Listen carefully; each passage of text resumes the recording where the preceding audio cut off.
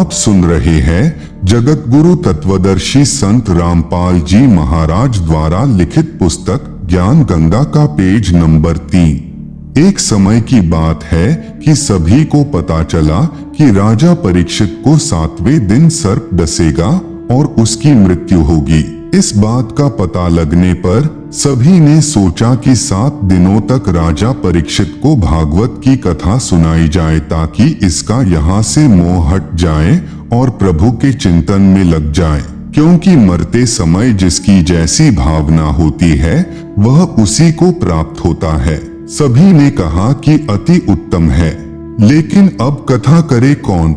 इस प्रश्न पर प्रश्नवाचक चिन्ह लग जाता है। इस समय वहां उपस्थित सभी महर्षियों ने, यहाँ तक कि श्रीमद् भागवत सुधा सागर के रचयिता महर्षि वेद व्यास जी ने भी अपने आप को कथा सुनाने के योग्य नहीं समझा, क्योंकि उनको पता था कि हमारे अंदर यह समर्थता नहीं है।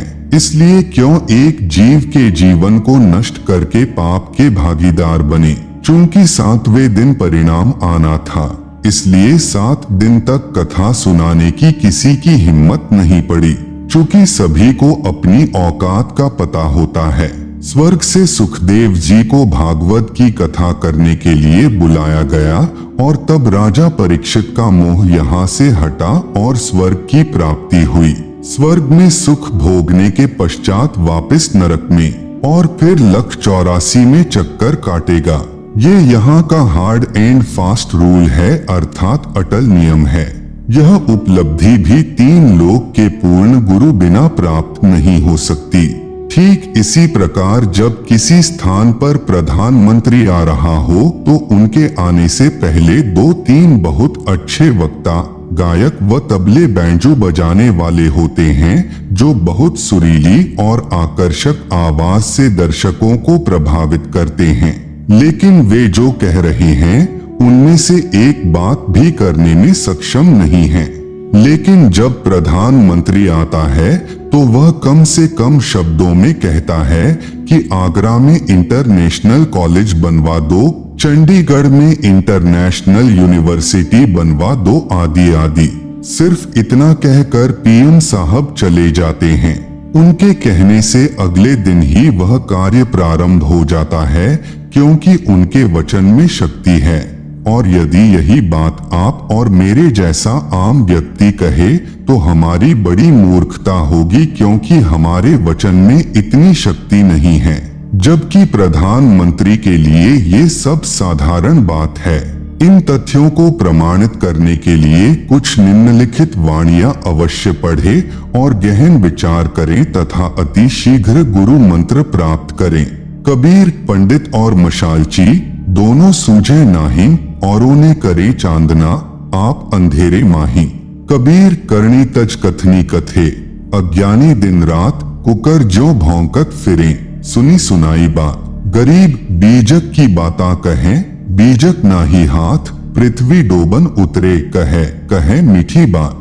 गरीब बीजक की बाता कहें, बीजक नाही पास, औरों को प्रमोद ही, आपन चले निराश। गरीब कथनी के शूरे घने, कथे अटंबर ज्ञान, बाहर जवाब आवे नहीं, लीद करे मैदान। आप सुन रहे हैं जगत गुरु तत्वदर्शी संत रामपाल जी महाराज द्वारा लिखित पुस्तक ज्ञान गंगा का पेज नंबर 4। कथा करना व नाम उपदेश देना कोई बच्चों का खेल नहीं है कि ली काख में पोथी, चलो मैं भी कथा कर देता हूँ, चलो मैं भी रामायण का पाठ कर देता हूँ, गीता जी का पाठ कर देता हूँ, ग्रंथ साहिब का पाठ कर देता हूँ, अर्थात सत्संग कर देता हूँ और नाम भी दे देता हूँ, आदि आदि। पूर्ण संत को ही कथा करने व उपदेश देने का अधिकार होता है और उस कथा का समापन भी वही कर सकता है। चूंकि पूर्ण संत के शब्द में शक्ति होती है, जैसे सुखदेव के शब्द में थी। जैसे कोई सत्संग करे और मान लो उसमें आम की महिमा बताए कि आम बहुत मीठा होता है, फलों का राजा होता है, उसका रंग पीला होता है, आदि आदि। और यदि कोई आकर कहे कि ला भाई आम दो, तो वह सत्संग करने वाला कहे कि मेरे पास तो आम नहीं है। फिर लेने वाला कहे कि कहाँ मिलेगा, उसको जवाब मिले कि पता नहीं, आम तो निराकार है, वह दिखाई थोड़े ही देता है। फिर लेने वाला कहेगा कि अरे नादान, जब तेरे पास आम है ही नहीं और नहीं तेरे को ये पता कि आम कहाँ से मिलेगा, साथ में कह रहा है कि वह निराकार है, तो व्यर्थ में शोर मचाता क्यों फिर रहा है। कहने का अभिप्राय यह है कि तत्व ज्ञान रहित व बिना अधिकारी कथा करने वाले और उसके मुख से सुनने वाले सभी नरक के अधिकारी होते हैं। यदि कोई व्यक्ति अपने आप ही गुरु बनकर शिष्य बना लेता है तो समझो अपने सिर पर भार चढ़ा लेता है, क्योंकि परमेश्वर का नियम है कि जब तक शिष्य पार नहीं होगा तब तक गुरु को बार बार जन्म लेते रहना पड़ता है। पूर्ण गुरु अधूरे शिष्यों से छुटकारा पाने के लिए ऐसी लीला किया करते हैं जिससे अज्ञानी शिष्यों को गुरु के प्रति नफरत हो जाती है। जैसे कबीर साहेब जब काशी में प्रकट हुए थे, उस समय कबीर साहेब के 64 लाख शिष्य बन गए थे। उनकी परीक्षा लेने के लिए कबीर साहेब ने काशी शहर की एक मशहूर वैश्या को सत्संग ज्ञान समझाने के लिए उसके घर पर जाना शुरू कर दिया, जिसको देख व सुनकर चेलों के दिल में गुरु के प्रति घृणा पैदा हो गई और सभी का अपने गुरु के प्रति विश्वास टूट गया। केवल 2 को छोड़कर सभी शिष्य गुरु विहीन हो गए। सतगुरु गरीबदास जी महाराज की वाणी में प्रमाण है, गरीब चंडाली के चौक में सतगुरु बैठे जाए, 64 लाख गारत गए, 2 रहे सतगुरु पाए। भड़वा भड़वा सब कहें, जानत नाहिन खोज, दास गरीब कबीर करम से बाटत सिर का बोझ। हम आपसे यही प्रार्थना करना चाहते हैं कि सोच विचार कर सौदा करो। सामवेद के श्लोक नंबर 822 में बताया गया है कि जीव की मुक्ति 3 नामों से होगी। प्रथम ओम, दूसरा सतनाम यानी तत् और तीसरा सारनाम यानी सत। यही गीता जी भी प्रमाण देती है कि ओम, तत्, सत और श्री गुरु ग्रंथ साहिब भी इसी सतनाम जपने का इशारा कर रहा है। सतनाम कोई जपने का नाम नहीं है, यह तो उस नाम की तरफ इशारा कर रहा है जो एक सच्चा नाम है। आप सुन रहे हैं जगत गुरु तत्वदर्शी संत रामपाल जी महाराज द्वारा लिखित पुस्तक ज्ञान गंगा का पेज नंबर 5। इसी तरह यह सारनाम भी अकेला ओम मंत्र किसी काम का नहीं है। ये तीनों नाम व नाम देने की आज्ञा मुझे मेरे गुरुदेव स्वामी रामदेवानंद जी महाराज द्वारा बख्शीश है, जो कबीर साहेब से पीढ़ी दर पीढ़ी चलती आ रही है। पहले आप सत्संग सुनो, सेवा करो, जिससे आपका भक्ति रूपी खेत संवर जाएगा। कबीर मानुष जन्म पायकर नहीं रटे हरि नाम, जैसे कुआं जल बिना खुदवाया किस काम। कबीर एक हरि के नाम बिना ये राजा ऋषभ हो, माटी ढोवे कुम्हार की, घास न डाले कोई। इसके पश्चात अपने सवरे हुए खेत में बीज बोना होगा। शास्त्रों यानी कबीर साहेब की वाणी, वेद, गीता, पुराण, कुरान, धर्मदास साहेब आदि संतों की वाणी के अध्ययन से मुक्ति नहीं होगी। इन सभी शास्त्रों का एक ही सार यानी निचोड़ है कि पूर्ण मुक्ति के लिए पूर्ण परमात्मा कबीर साहेब के प्रतिनिधि संत यानी जिनको उनके गुरु द्वारा नाम देने की आज्ञा भी हो, से नाम उपदेश लेकर आत्म कल्याण करवाना चाहिए। यदि नाम नहीं लिया तो नाम बिना सूना नगर, पड्या सकल में शोर, लूट न लूटी बंदगी, हो गया हंसा भोर। अगली आरती अदल अजूनी, नाम बिना है काया सूनी, झूठी काया खाल लुहारा, इंगला पिंगला सुषमन द्वारा। कृतधनी भूले नर लोई, जा घट निश्चय नाम न होई। सो नर कीट पतंग भुजंगा, 84 में धर है अंगा। यदि बीज नहीं बीजा तो आत्मा रूपी खेत की गुड़ाई अर्थात तैयारी करना व्यर्थ हुआ। कहने का अभिप्राय यह है कि इनसे आपको ज्ञान होगा जो कि आवश्यक है, परंतु पूर्ण गुरु द्वारा नाम उपदेश लेना अर्थात बीज बीजना भी अति आवश्यक है। नाम भी वही जपना होगा जो कि गुरु नानक साहेब ने जपा। गरीबदास साहेब ने जपा, धर्मदास साहेब आदि संतों ने जपा। इसके अतिरिक्त अन्य नामों से जीव की मुक्ति नहीं होगी। इसलिए आप सभी ने नाम उपदेश लेकर अपना भक्ति रूपी धन जोड़ना प्रारंभ करना चाहिए और अन्य सभी को भी बताना चाहिए। जितना जल्दी हो सके उतना जल्दी, चूंकि न जाने कब और किस समय इस शरीर का पूरा होने का समय आ जाए। गुरु नानक देव जी भी कहते हैं कि ना जाने ये काल की करदारे किस विधि ढल जा पासावे, जिन्हादे सिर ते मौत खुड़क दी उन्हानु केड़ा हासावे। कबीर साहेब कहते हैं कि कबीर, श्वास श्वास में नाम जपो, व्यर्था श्वास मत खोए, न जाने इस श्वास का आवन होके ना होए। आप सुन रहे हैं जगत गुरु तत्वदर्शी संत रामपाल जी महाराज द्वारा लिखित पुस्तक ज्ञान गंगा का पेज नंबर 6। सतगुरु सोई जो सार नाम दृढ़ावे और गुरु कोई काम न आवे। सार नाम बिन पुरुष यानी भगवान द्रोही, अर्थात जो गुरु सार नाम व सार शब्द नहीं देता है या उसको अपने गुरु द्वारा नाम देने का अधिकार यानी आज्ञा नहीं है, अर्थात शास्त्रों के अध्ययन से यदि कोई मनमुखी गुरु ये नाम भी दे देता हो तो भी वह गुरु और उनके शिष्यों को नरक में डाला जाएगा। वह गुरु भगवान का दुश्मन है, विद्रोही है, उसे भगवान के दरबार में उल्टा लटकाया जाएगा। अब भक्त समाज में नकली गुरुओं यानी संतों द्वारा एक गलत धारणा फैला रखी है कि एक बार गुरु धारण करने के पश्चात दूसरा गुरु नहीं बदलना चाहिए।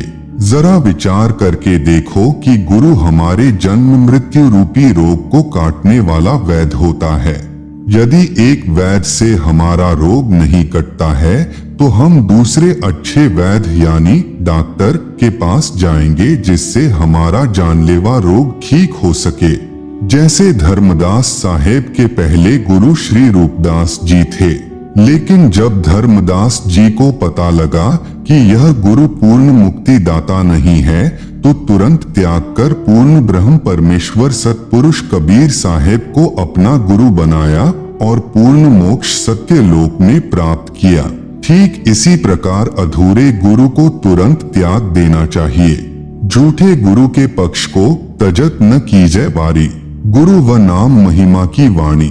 गरीब बिन उपदेश अचंभ है, क्यों जीवत है प्राण, बिन भक्ति कहाँ ठौर है, नर नाही पाषाण। गरीब एक हरि के नाम बिना, नारी कुतिया हो, गली गली भौंकत फिरे, टूक ना डाले को। गरीब बीबी पर्दे रहे थी, ड्योढ़ी लगती बार गात उघाड़े फिरती हैं, बन कुतिया बाजार। गरीब नकबेसर नक से बनी, पहरत हार हमेल, सुंदरी से सुनही यानी कुतिया बनी, सुनी साहिब के खेल। कबीर हरि के नाम बिना, राजा ऋषभ होए, माटी लदे कुम्हार के, घास ना डाले कोय।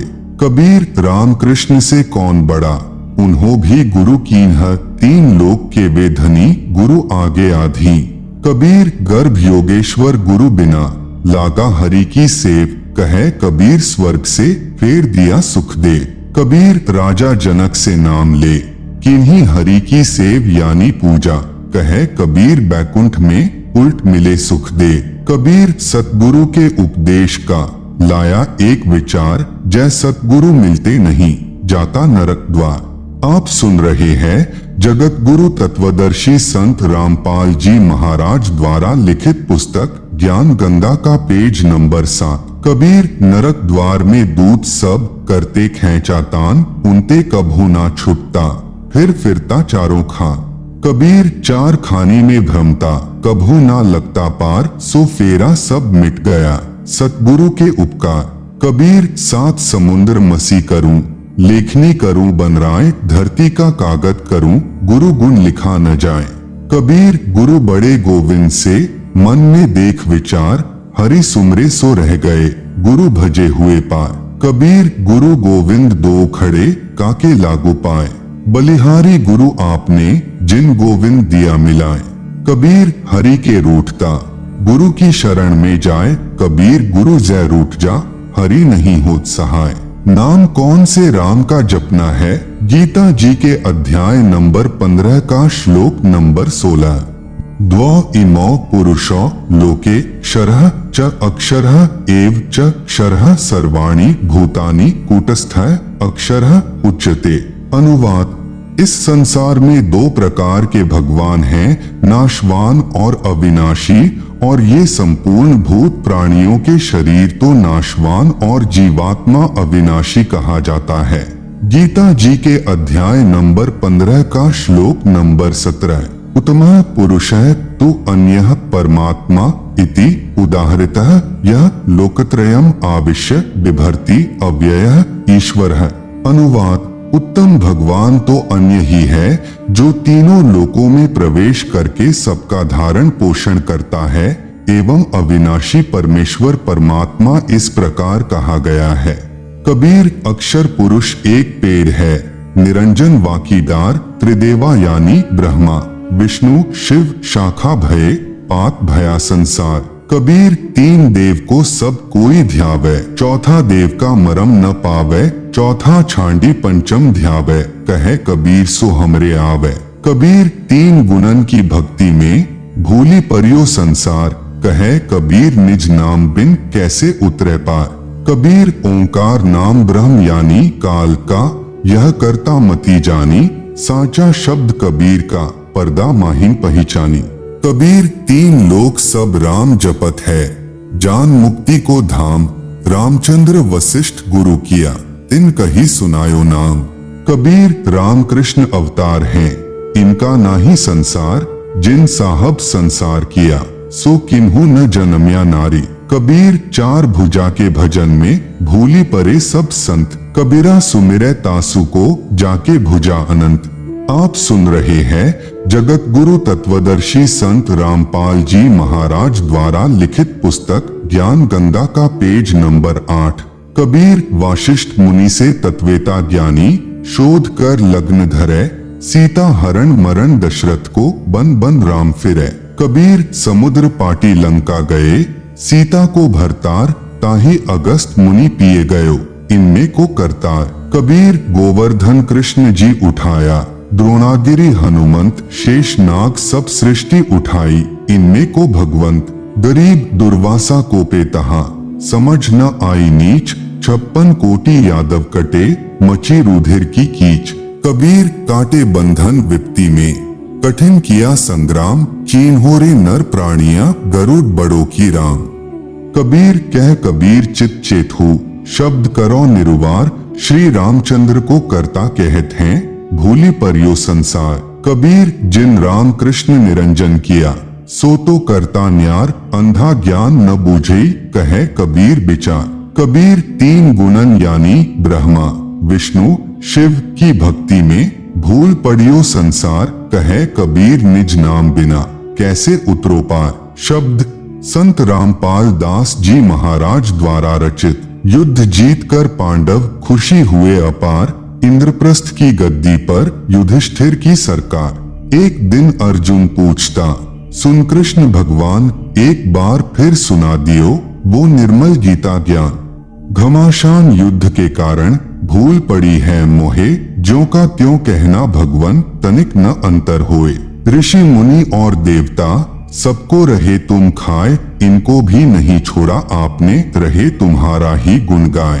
कृष्ण बोले अर्जुन से, यह गलती क्यों की है? ऐसे निर्मल ज्ञान को भूल गया बुद्धिहीन। अब मुझे भी कुछ याद नहीं, भूल पड़ी निदान, ज्यों का त्यों उस गीता का मैं नहीं कर सकता गुणगान।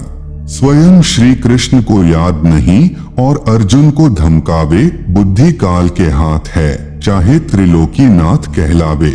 ज्ञानहीन प्रचार का ज्ञान कथे दिन रात, जो सर्व को खाने वाला कहें उसी की बात। सब कहें भगवान कृपालु है, कृपा करे दयाल, जिसकी सब पूजा करें वह स्वयं कहे मैं काल।